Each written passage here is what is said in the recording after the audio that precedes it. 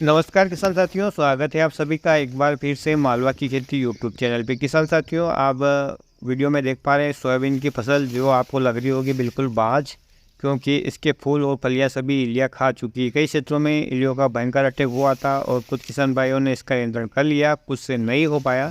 परिणाम स्वरूप फसल बाज रह गई है। किसान साथियों, ये फसल मैंने पिछले एक वीडियो में आपको बताई थी कि इन किसान भाई ने केवल एक कीटनाशक का स्प्रे किया था। स्प्रे करने के बाद काफ़ी दिनों तक खेत में जाकर नहीं देखा। परिणाम इतनी ज़्यादा मात्रा में इल्लियाँ हो गई थी, इल्लियों ने पूरे खेत को सपाट कर दिया। न तो उसमें फूल बची न फलियाँ बची।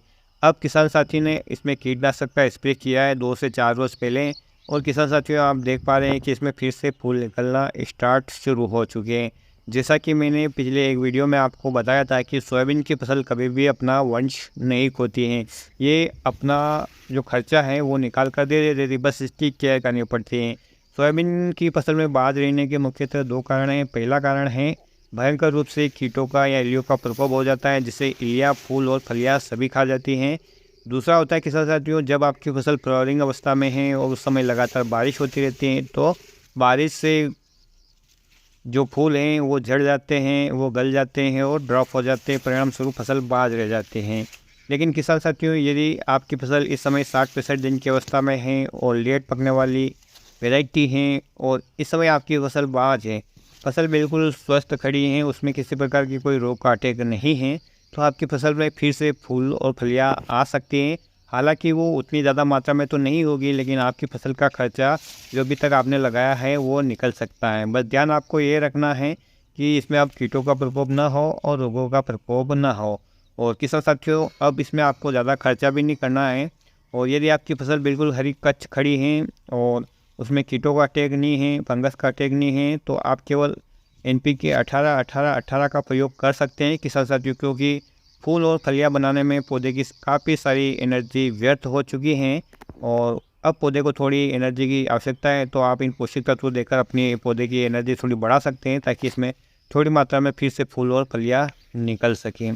तो किसान साथियों, ये फूल और फलियाँ पौधे के निचले भाग में रहेंगे, जहाँ से ज़मीन से थोड़े ऊपर, जहाँ से फूल और फलियाँ निकलेंगे, और इनमें 2 दाने वाली और 1 दाने वाली फलियाँ ज़्यादा होगी। और ये प्रोसेस इतनी फास्ट होगी किसान साथियों कि आपको पता ही नहीं चलेगा।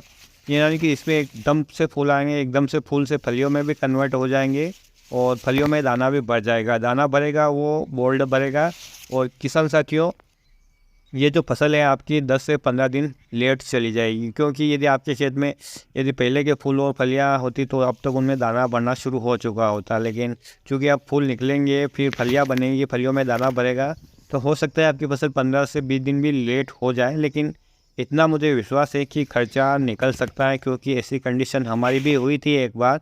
और हमारी फसल को हमने बाद में, जब बरसात बंद हो गई थी, तो लास्ट में हम लोग को 2 इरिगेशन भी करना पड़ा, क्योंकि नमी की कमी थी और फूल और फलियाँ आ रही थी, तो उनमें दाना सही तरीके से भरे, तो हमने स्प्रिंकलर से उसकी सिंचाई कर दी थी और हमारा खर्चा था वो निकल कर आ गया। ज़्यादा फ़ायदा तो नहीं हुआ, लेकिन लॉस भी नहीं हुआ हमें कोई। किसान साथियों, इस प्रकार से यदि आपकी फसल की कंडीशन है तो आप भी ये जो कार्य मैंने आपको बताए हैं वो कर सकते हैं। कीटों का प्रकोप है तो कीटनाशक, रोगों का प्रकोप है तो फंगिसाइड, और पौधों की एनर्जी के लिए थोड़ी मात्रा में आप NPK 18-18 जो 1 किलो प्रति एकड़ के हिसाब से होता है, डलता है, आप डाल सकते हैं। और यदि आपकी फसल बिल्कुल स्वस्थ है, आपने भरपूर मात्रा में पहले भी पोषक तत्वों का प्रयोग किया है और अब कोई खर्चा नहीं करना चाहते हैं, तो किसान साथियों कोई खर्चा न करें और अभी इंतज़ार करें। इस प्रकार की कंडीशन की फसल यदि आपकी होगी तो उसमें भी फूल और फलियाँ आएगी। मैं आपको वीडियो के माध्यम से आगे बताता रहूँगा कि इस प्लॉट की कंडीशन कैसी रहती है आगे चलकर, क्योंकि अभी आपको दिख रहा होगा इसमें कुछ भी नहीं है, लेकिन फाइनल में आपको पता चलेगा कि हाँ यार, वास्तव में मैंने आपको सही बात बताई थी। तो किसान साथियों, आगे की वीडियो देखने के लिए आप चैनल को सब्सक्राइब कर सकते हैं। हो सकता है कि ये समस्या अभी आपके क्षेत्र में ना हो, लेकिन आने वाले वर्षों में यदि हम सोयाबीन की खेती करते हैं और इस प्रकार की समस्या आ जाए, तो ये जो हमारा अनुभव है या ये जो वीडियो के माध्यम से ये जानकारी आपने ली है वो आपके काम आ सकते हैं। तो किसान साथियों, ख्याल रखिएगा आप अपना, अपने परिवार का। आज के वीडियो में इतनी जानकारी, उम्मीद करता हूँ आपको पसंद आएगी। वीडियो पसंद आए तो वीडियो को लाइक कर दीजिए, अन्य किसान भाई के हित में से शेयर कर दीजिए। फिर मिलते हैं एक नए वीडियो में एक नई जानकारी के साथ। तब तक के लिए ख्याल रखिए आप अपना, अपने परिवार का, अपने पशुधन का और अपनी फसलों का। वीडियो देखने के लिए आपका बहुत बहुत धन्यवाद। जय हिंद, जय जवान, जय किसान।